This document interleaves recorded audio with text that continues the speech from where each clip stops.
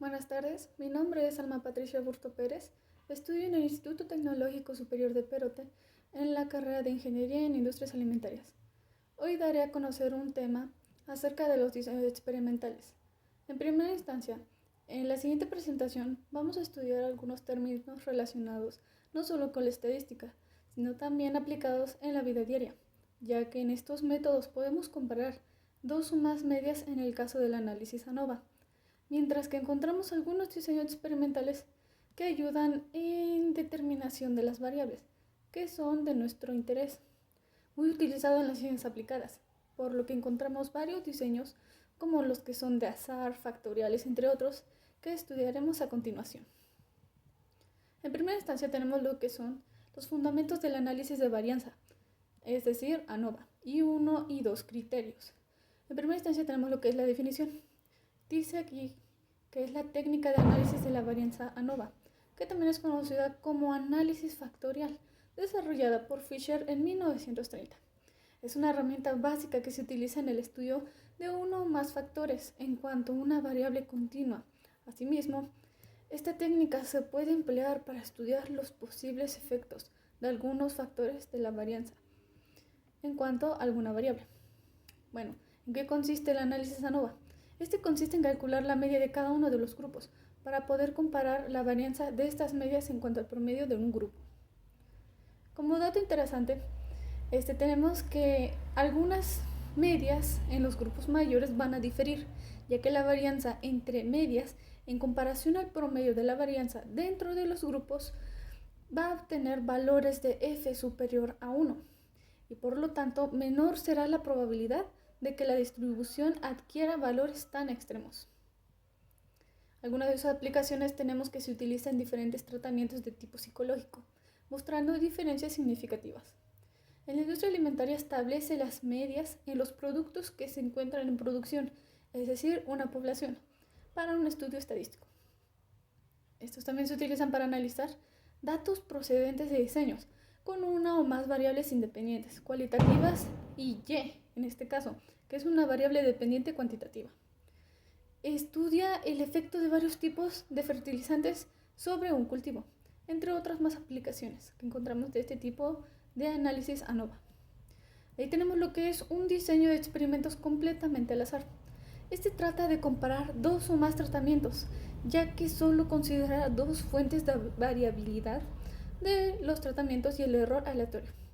Se le considera así porque todas las corridas experimentales se realizan en orden aleatorio, es decir, es completo. ¿En qué se basan las pruebas? Bueno, esta prueba se basa en el análisis de la varianza, en donde la varianza total se descompone en la varianza de los tratamientos y la varianza del error. Algunas de sus aplicaciones tenemos que son de gran utilidad en el desarrollo y diseño de nuevos productos y de procesos, es decir, se llegan a utilizar en la mejora de la producción de los alimentos en este caso. En cuanto a algunas de sus aplicaciones, pues llega a ser múltiple. Es decir, es especialmente la investigación de las ciencias naturales, ingeniería y laboratorio, por lo que esto va a provocar la aplicación de algunos tratamientos y más el efecto del error experimental en diversas pruebas. Tenemos también lo que son diseños de bloques al azar, es decir, como definición podemos encontrar que es una unidad experimental que se agrupan en R bloques. Aquí se definen los T, que serán conocidos como tratamientos, que se van a aplicar a las N unidades experimentales, en donde cada uno de los bloques se sortean para la asignación de cada tratamiento y así definir la media. En cuanto a sus características generales, encontramos que contienen cada uno de los tratamientos que se ensayan, es decir, existe una formación de bloques que reduce el error experimental eliminando la contribución de fuentes de variación conocidas sobre las unidades experimentales. Por otro lado, tenemos lo que es la conformación de bloques, que es más efectiva cuando el área experimental tiene tiene un abundante, por así decirlo, productividad predecible. En cuanto a su utilización, se utiliza para reducir y controlar la varianza del error experimental para tener mayor precisión en este caso.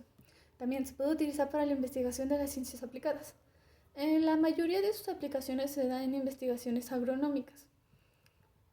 Y para algunas de sus aplicaciones encontramos en el cálculo de mínimos cuadrados para el estimador de Delaware.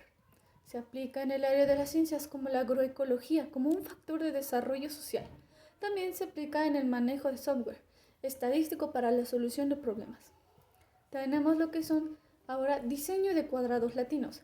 Estos son apropiados cuando es necesario controlar dos fuentes de variabilidad, en donde el número de niveles del factor principal tiene que coincidir con el número de niveles de las dos variables de bloques o factores secundarios. Y además hay que suponer que no existe interacción entre ninguna pareja de factores. Es decir, para que quede una mejor comprensión, tenemos un ejemplo de diseños de cuadros latinos. Supongamos que el número de niveles de cada uno de los factores es k. Entonces el diseño en cuadrado latino utiliza K2 en cuanto a bloques. Cada uno de estos bloques corresponde a una de las posibles combinaciones de niveles de dos factores de control. En cada bloque se aplica con un solo tratamiento, de manera que cada tratamiento debe aparecer con uno de los niveles de dos factores de control. En los diseños de cuadros latinos tenemos ventajas y desventajas. Alguna de sus ventajas es que el investigador tiene la posibilidad de controlar la variabilidad del material experimental, según sean las fuentes de variación en dos direcciones, filas y columnas, posibilitando a su vez la expresión de la diferencia entre los tratamientos. En cuanto a algunas de sus desventajas, tenemos que los diseños de cuadros latinos en general presentan la dificultad de poseer muy poco grado de libertad para estimar el error experimental, por lo que aquí se sacrifica la precisión del mismo. Algunas de sus aplicaciones encontramos que se da en la teoría de códigos y códigos correctores de errores. También se aplica la teoría estadística de diseño de experimentos. También en la evaluación de reactivos para la generación de los alimentos, entre otros más. También encontramos algunos diseños factoriales. Por ejemplo, se le conoce como la selección de los factores a estudiar, sus niveles y la combinación de ellos. Es referido a la constitución de los tratamientos que se requieren comparar. Este tipo de experimentos permiten el estudio del efecto de cada factor sobre la variabilidad respuesta, así como el efecto de las interacciones entre factores sobre dicha variable. Algunas de sus ventajas que podemos encontrar es que estos permiten obtener más información que en un experimento de un solo factor. Se estudian efectos principales, efectos cruzados y de interacción de los factores. Algunas de sus desventajas tenemos que se requiere un mayor número de unidades experimentales que en experimentos con un solo factor. También se obtendrán resultados de combinaciones que pueden no ser de interés para el investigador. Algunas de sus aplicaciones tenemos que se usan ampliamente en experimentos que incluyen varios factores, cuando es necesario estudiar el efecto conjunto de los factores sobre una respuesta.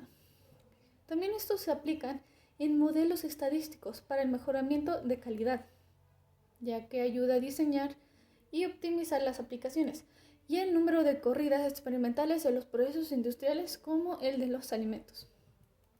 Algunos ejemplos de esto: encontramos que dos factores y dos niveles en cada factor. Un experimento factorial tendría un total 4 combinaciones de tratamiento y se le denomina diseño factorial de 2x2. Y con esto concluiría el video de hoy. Espero que les agrade. Muchas gracias por su atención.